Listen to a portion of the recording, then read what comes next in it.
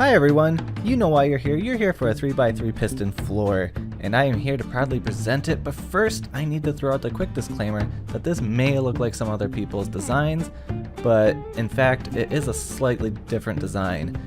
I was going for a flush wall and I could not find anything to suit my needs, and this is going to be going in my FortisNome home, or the Home of FortisNome series, here shortly. So, with that said, I also want to point out that this is going to be the official world download world. That's kind of a mouthful in kind of a weird way, but what I mean is that it's never going to be a different world every time anymore. In the past, I was doing a different world for each design, and I think it'd be cool if I built up a big city here for you guys, or like city-like place, with all the different, tutorials scattered about. And I'll make signs, don't you worry, so that you never get lost. But I think it's cool. I like the way that this turned out. I like the design of it. Let me know what you think. So, but without further ado, let's get into the tutorial. Alright guys, so first off, you're going to need to clear a 9 wide by 10 long by 5 tall area. You're going to need these following blocks. All the blocks in my hotbar here are what you're going to need in the amount. I'm going to explain a couple of these. The light blue concrete and the white concrete can be switched out for any other solid block. The slabs can be switched out for any kind that you would like. The obsidian is where it gets complicated. So obsidian is the only block that is universal. There are a couple others, but they're kind of ugly to use for any floor design.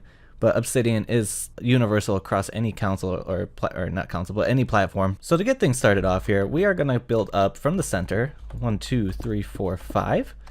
Now I'm going to be using white for the floor and blue for everything else, just so that we can keep a distinct difference here.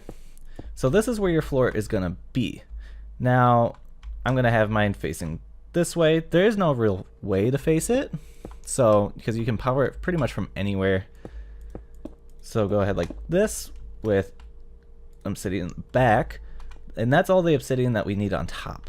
Now let's throw in our pistons. I'm going to throw these in as temporary blocks just like so. Break those like that. Now this is the place that they need to be in, and you're going to do a 3x3 wall of pistons just like so. We are going to duplicate that on each side.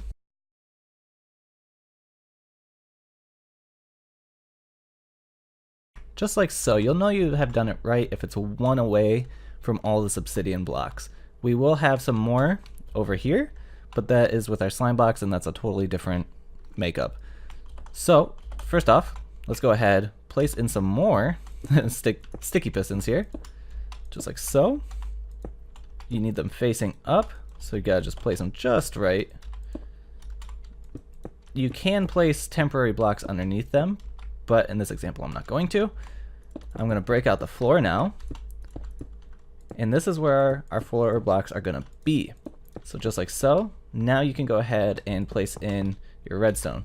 Now if you did this the other way around, if you didn't put that floor there, it would push it up and you'd cause yourself a little bit of problems. So always make sure the redstone goes in last, or at least you go, actually yeah, it has to be in last. So alright, so for the final bit that will push in your floor, go ahead, place some temporary blocks, just like so, and then this one here is the one that we're going to be using. So break the rest, go ahead, pull that out by 2, you're going to need some slime blocks underneath, and a piston facing upwards, right underneath it. And from here, some temporary blocks, you're going to need some sticky pistons pushing those out like so, that's exactly what you need right there. And now for the fun part, we get to wire all this up. Alright, so let's go ahead and start working on the wiring of this. Now it is pretty straightforward. First off, you're going to need blocks sitting like so, right there. Now this is where you get to decide where your input comes from. It's going to always come in right here, and it has to go from the bottom up in my design here. So we'll get to that in a little bit. Go ahead, place a repeater, a piece of dust, and on the other side, another repeater. This will power most of this. Now go ahead, place a slab there, solid block, temporary, break that out, and pretty much the same design, except this I want to be a slab, just like so. And with the same thing, except you're pretty much going to copy everything down here up, except anywhere where there's a repeater or dust, it has to be a half slab. So just like so, bring that facing outwards. And on the back of this, doing the same thing where this is going to be down like so, temporary block, one on each side, break that the middle. Redstone, solid block, and now you can run your redstone however you want here.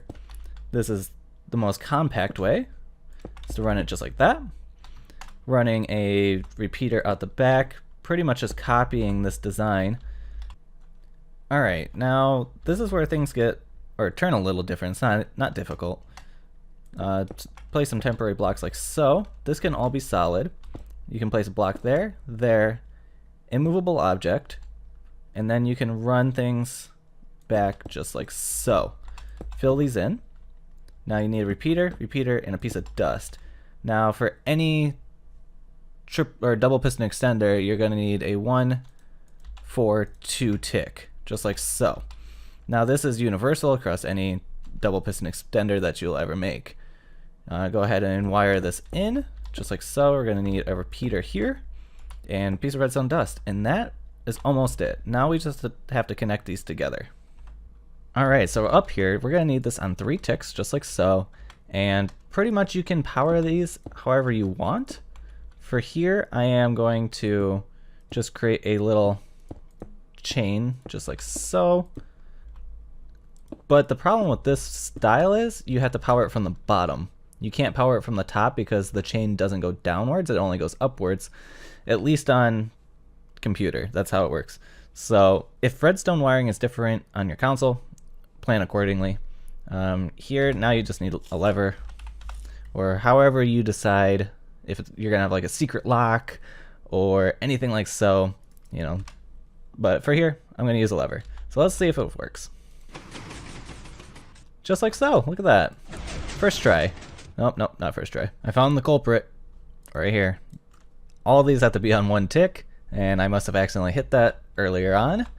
But yes, that will mess up the whole design. Alright, there we go. I fixed it. I made just a little pathway so that you could see it in action.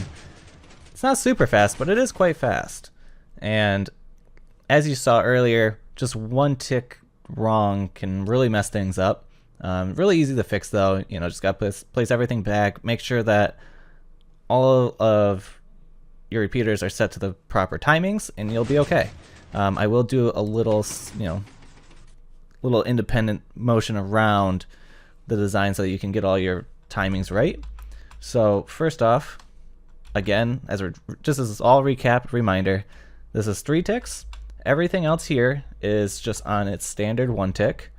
Everything that comes out and going into a block, just like so. And then the only other thing that's different is that you have your immovable object here with just a piece of redstone that is your, this is the 1, 4, 2 tick method here. So just redstone, full tick on its second little part right there, and you're good. And if you mess up like me, if you got that kind of like where it didn't really work, you probably have something like that somewhere. And it only takes 1 to mess up the whole thing. So just go around, check it, you should be good. And that's all I got for you guys. I really hope that you enjoyed this episode here. I enjoyed making this. I am very proud of it. And I am really happy of how this world is going to turn out. I'm really excited to add all the different things into here. And I wanted to do one more announcement. I broke 50 subs, and I'm super happy about it, guys. I want to thank you guys so much. I really didn't think that I was even going to get 20, to be honest with you, but to have 50 is awesome. I know it's cliche to be announcing this. I feel like everybody does, but it is truly exciting. I always thought it was kind of weird that people did it, but it really is exciting to know that so many people watch my videos on a daily basis, and I think it's super cool, and I'm really excited that you guys enjoy this kind of stuff.